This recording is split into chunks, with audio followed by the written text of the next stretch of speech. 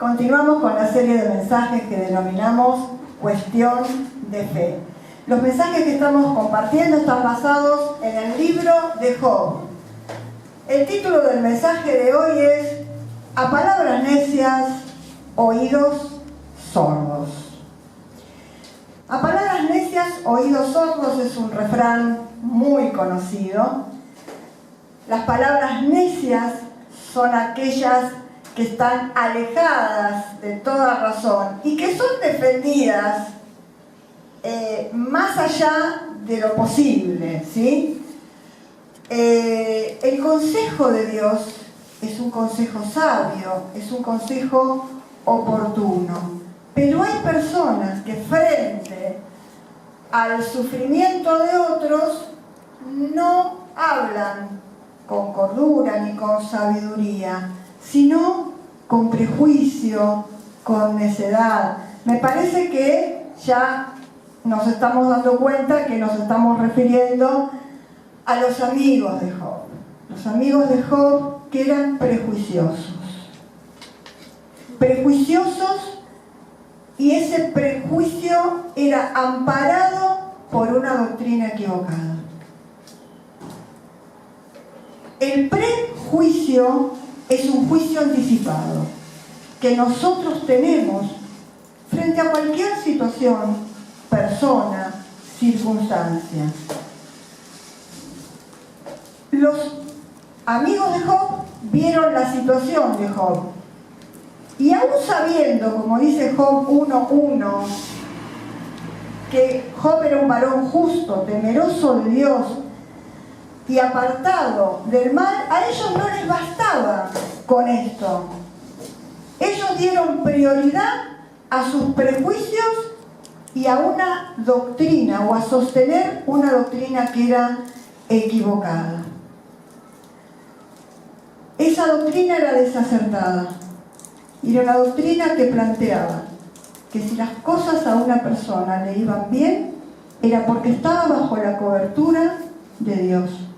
Y si le iban mal, era porque había pecado y Dios se había alejado de esa vida. Es una teología que tiene un nombre. Grábenselo, porque esto es muy común y está haciendo estragos en la vida de las personas. Es la teología retributiva o de la prosperidad. Es una teología que plantea que Dios retribuye a la persona de acuerdo a lo que la persona es. Entonces se hace la ecuación causa y efecto. Si te va mal es porque estás mal con Dios. Si te va bien, sos una maravilla. Y de la retribución o de la prosperidad, porque es lo mismo, es decir, Dios prospera a aquel que está en orden con Él. Y si no, no. El error de este tipo de teología, de interpretación equivocada de las enseñanzas bíblicas, es que nos da un resultado equivocado. Porque no todas las personas que prosperan están agradando con sus vidas a Dios. Y no todas las personas que sufren están alejadas o pecando. Fíjense, y esto no es un invento, por eso a veces es bueno, a veces no, siempre es bueno basarse en enseñanzas bíblicas. Anoten Eclesiastés 7:15. Fíjense que Eclesiastés 7:15 dice: he visto durante toda mi vida que hay justo que perece o que muere en su justicia, y hay impío, personas malas, que por su maldad alargan sus días. Y esta es la realidad. Job, además de las pruebas que atravesó, tuvo que sufrir, como si esto fuera poco, la mirada prejuiciosa de aquellos que lo rodeaban. La situación de la persona que sufre, que necesita ser acompañada en su dolor, lleva a afirmar en primer lugar que no basta con las buenas intenciones. Todos conocemos, o mucha gente conoce el dicho, que el camino al infierno, ¿sí?, está empedrado de buenas intenciones. Muchas veces, con la buena intención no basta. Los amigos de Job, cuando se enteraron de lo que le pasaba a Job, hicieron lo que correspondía. Fueron para acompañarlo en silencio. Job 2, 11 al 13. 3 amigos de Job se enteraron de todos los males que le habían sobrevenido, los cuales se pusieron de acuerdo para ir a expresarle sus condolencias y consolarlos. Se pusieron a llorar a gritos, rasgaron sus mantos y arrojaron polvo sobre sus cabezas. Después permanecieron sentados en el suelo junto a él 7 días y 7 noches, sin decir una sola palabra, porque veían que su dolor era muy grande. Ellos cumplieron con los rituales de lo que era el duelo en aquella época y fueron a condolerse. Acordémonos que condolerse es acompañar el dolor. Esto significa la palabra condoler. Condolerse es acompañar el dolor. Compadecerse es acompañar el padecimiento. Eso es compadecer, acompañar el padecimiento. Y para hacer esto tenemos que bajar de cualquier tipo de prejuicio. Todas esas, voy a hablar en difícil y después lo traduzco, todas esas hipótesis a priori que nosotros hacemos, todas esas conjeturas, todas esas cosas que pensamos antes y que decimos, bueno, porque esto es así, porque debe ser así, bueno, todo eso tiene que caer para que nosotros cuando estamos acompañando a una persona, lo estemos haciendo sin prejuicio. Alguien dijo que los prejuicios son como si uno fuera viajando en un tren y tuviera la persiana baja, no le permite ver el paisaje, no le permite ver muchas cosas, se pierde de muchas cosas, porque el prejuicio es una venda que obnubila a las personas. Entonces, se levantan, uno se pregunta, pero ¿dónde quedó la buena intención de los amigos? Bueno, tropezó con esa teología retributiva, tropezó con esa teología que dice que se reciben las cosas de acuerdo a cómo la persona está con Dios. Ellos fueron a acompañar presuponiendo que Job no era inocente. Traducido en criollo es esto. Ellos fueron y ya irían pensando, le pasó todo esto, ¿qué se habrá mandado? ¿Qué? Este hombre se alejó de Dios, pecó. Y ya iban, por más que cumplieron con el ritual, les ganó toda esa cuestión de lo que estaban pensando. Ellos creían que un hombre recto no iba a ser exterminado. Suponían que Job algo había hecho, que su conducta no era justa y que por eso estaba atravesando por todo eso. Podría pensarse que al principio ellos se identificaron, pudieron acompañar lo que pasaba, pero después fueron como yendo para atrás y acompañando desde un lugar de reclamo, de reproche, pero vos hiciste esto, vos tenés que... Y usando la palabra, porque usan texto, uno diría el día de hoy, usa la Biblia, pero para tirársela por la cabeza, no como instrumento de paz ni de consolación. Por otro lado, la situación de la persona que sufre, que necesita ser acompañada en su dolor, lleva a afirmar, en segundo lugar, que la esperanza solo debe estar puesta en Dios. Y acá tenemos que tener un cuidado. Ya vamos a ver cuál. Primero, Job tenía una esperanza. ¿Cuál era esa esperanza? La única esperanza era Dios. Lamentablemente, sus amigos le confirmaban y ratificaban que solamente en Dios podía él tener una salida. Job confiaba en la sabiduría de Dios. En Job 12:13, con Dios está la sabiduría y el poder. suyo es el consejo y la inteligencia. Y cuando nosotros, yo creo que reflexionando sobre esto, lo que nosotros tenemos que pedirle a Dios, que Él la da abundantemente y sin reproche, es sabiduría. ¿Cómo se valora y cómo recibe el otro cuando la palabra es con sabiduría? El autor de la sabiduría y la inteligencia, ¿quién es? Dios. En este caso los amigos no se hicieron eco de la sabiduría de Dios. ¿Pero nos vamos a quedar ahí? No.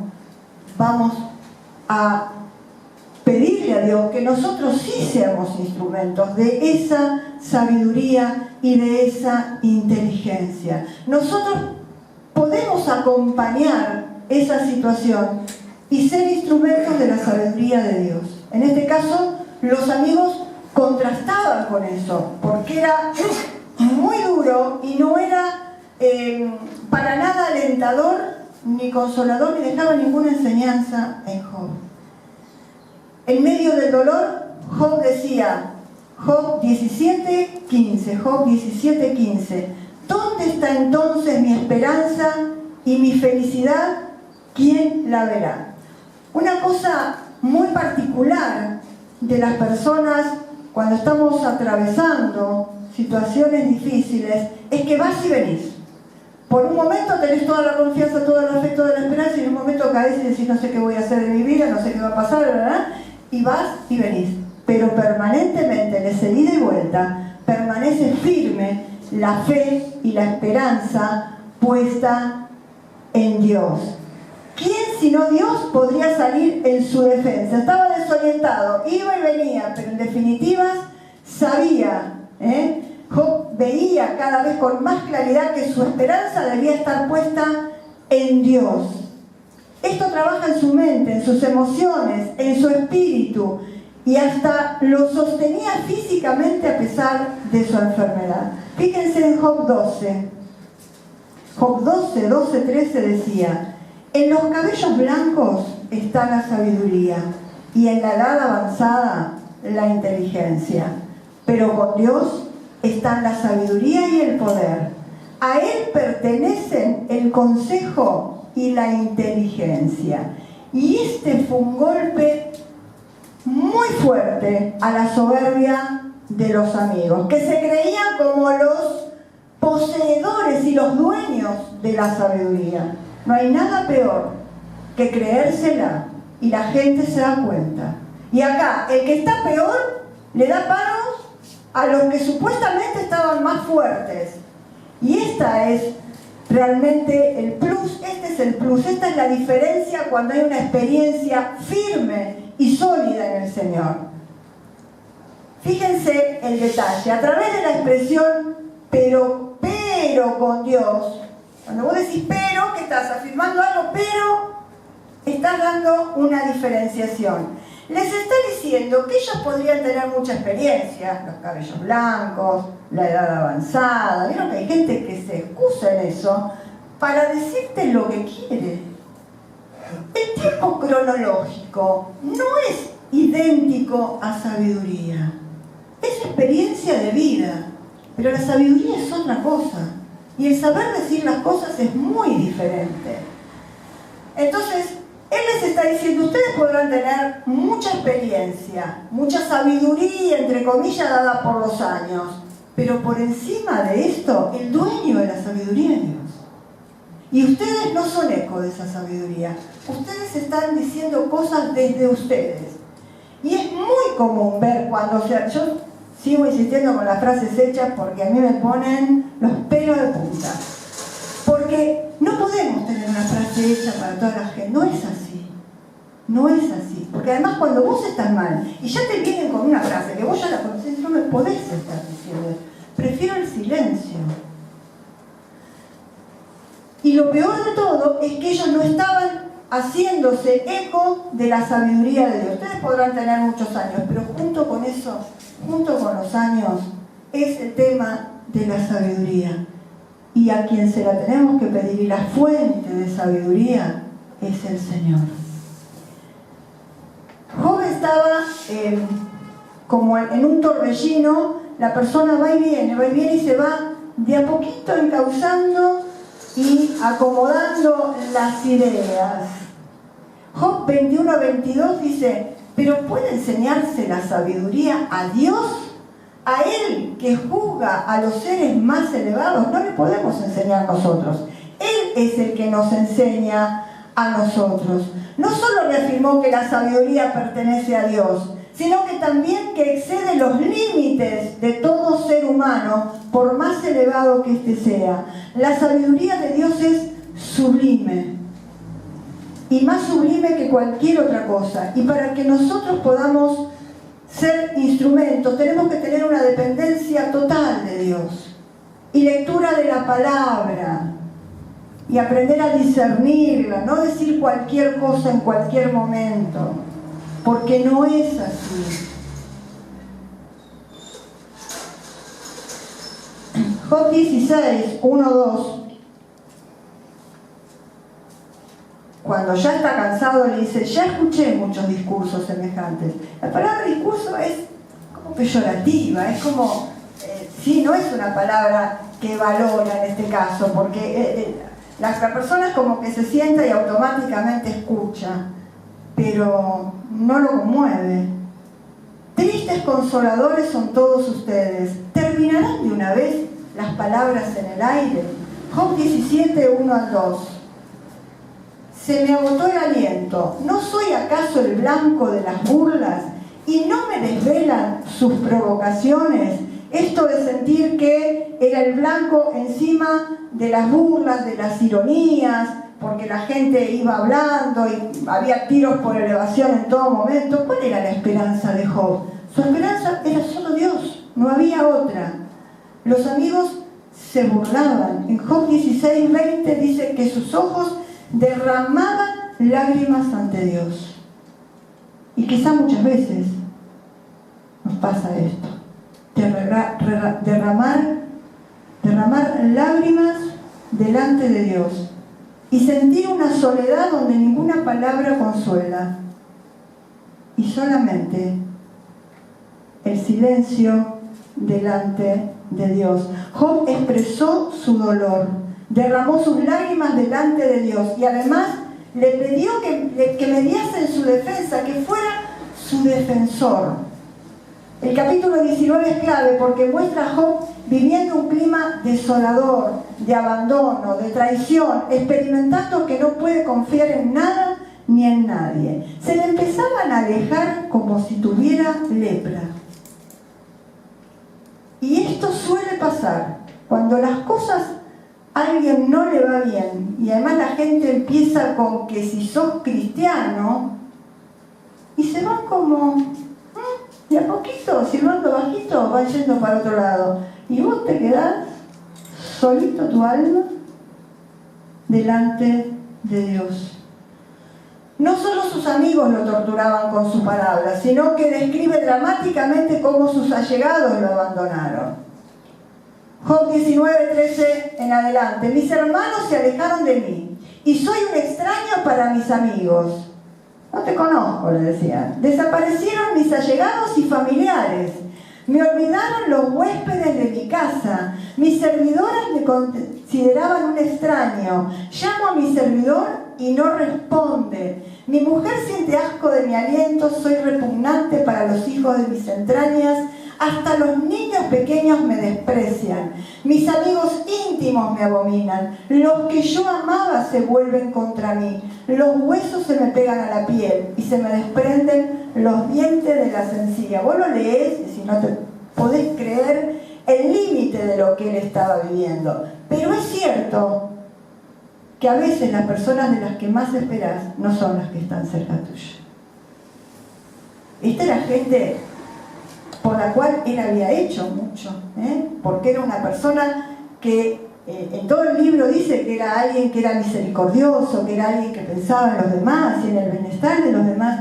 ¿Alguna vez pensaste, se te tiene que haber cruzado, pensar que yo por esta persona hice esto o la tuve en consideración para esto y hoy no me conoce?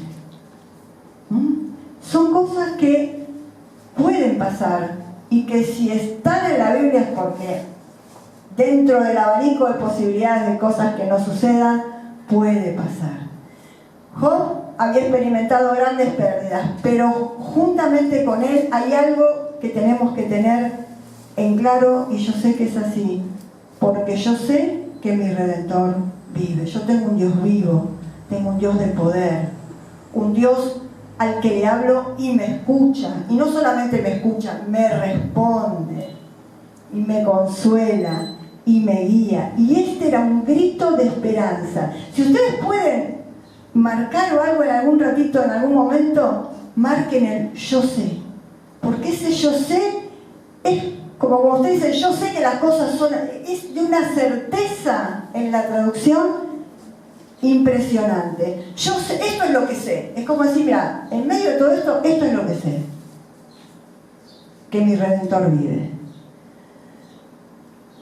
Este yo sé tenía un sentido muy diferente. Y la esperanza es la posibilidad de trascender a lo que está pasando e ir más allá. Aunque lo digas con lágrimas, aunque te estén pasando muchas cosas por la cabeza, este yo sé, y este yo sé que va a pasar también, que esto va a pasar, y que Dios de esto va a ser un aprendizaje para mí, y que no solamente esto, sino muchas otras cosas que se van a ir ordenando junto con esto. Dios nunca contesta así tan causa-efecto, ordena un montón de cosas, y hace un montón de cosas en medio de esa respuesta. Pero el tema es atravesar ese valle de lágrimas. Job esperaba una reivindicación, esperaba que su defensa era el Señor. Asimismo, la situación de la persona que sufre, que necesita ser acompañada en su dolor, lleva a afirmar en tercer lugar que Dios es el que reivindica a quienes son fieles a Él. Es Dios el que nos va a reivindicar. La reivindicación de Job frente a sus amigos vino directamente de Dios, que es el juez. Si es sorprendente el diálogo de Dios con Job, lo es también cuando Dios interpeló a los amigos. Y Él mismo emitió su juicio. Busquen Job 42, 7 al 9. Job 42, 7 al 9. Y aconteció que después que habló Dios estas palabras a Job, porque primero habló con Job, Dios dijo a Elifaz, que era uno de los amigos: mi ira se encendió contra ti y tus dos compañeros, porque no han hablado de mí, dice Dios, lo recto, como mi siervo Job. Ahora pues, tomen 7 becerros y 7 carneros y vayan a mi siervo Job y ofrezcan holocausto por ustedes, y mi siervo Job orará por ustedes. Porque de cierto, a él atenderé para no tratarlos afrentosamente, por cuanto no han hablado de mí con rectitud como mi siervo Job. Y esto es lo que Dios hace y lo que Dios espera de nosotros, que aún en medio de las situaciones difíciles que te pueden confundir, angustiar, desesperar en algún momento, ser fieles y no perder el contacto y la relación con Dios, aún en la queja, aún en la lágrima, porque esto es lo que dice Dios después, que Job en ningún momento habló mal de él, que en ningún momento ofendió ni pecó contra Dios. La ira de Dios se encendió contra los amigos de Job. Es impactante para nosotros, porque acá cuando vos llegás al final del libro de Job, decís, los que creían que tenían la verdad, que te hablaban como si tuvieran la posta y te tiraban la Biblia por la cabeza, Dios termina diciendo, no, ustedes no obraron bien. Y yo creo que entre otras cosas había dos cosas que jugaban en contra: la teología de la retribución, que además traía falta de misericordia, porque no hay misericordia cuando ellos escuchan y acompañan. Dios les demandó en Job 42:8 que fuesen a Job para pedirle que él orara por ellos. Era un aprendizaje difícil, pero necesario. Aquel hombre menospreciado, acusado injustamente, era ahora la persona autorizada por Dios para pedir el favor por sus amigos. En Job 42:9 dice: entonces los amigos de Job fueron a hacer lo que les había dicho Dios. De esta manera la justicia de Dios se hizo evidente en toda su plenitud, reubicando a cada uno en su lugar. Las pruebas a veces tardan mucho tiempo en resolverse. No es tan fácil como que hoy se desata un problema y mañana está la solución. Un tiempo largo. Y hay que transitar ese tiempo en obediencia a Dios, siendo fieles, sabiendo que en Él está puesta la esperanza. Y no es algo tan loco. Mucha gente deja de congregarse cuando empieza a tener problemas. ¿Por qué? Porque el marketing le puso a la venta que con Dios no le va a pasar nunca más nada. Entonces, cuando empieza a tener dificultades, cuando empieza a flaquear, cuando le va mal en algún área de su vida, ni siquiera digamos todo lo que le pasó a Job, en algo, dice: no, ¿sabes lo que me dijeron a mí cuando yo recién me convertí? Tené cuidado con esos locos, porque al principio te va a ir bien, pero después te va a pasar de todo, como si fuera una superstición.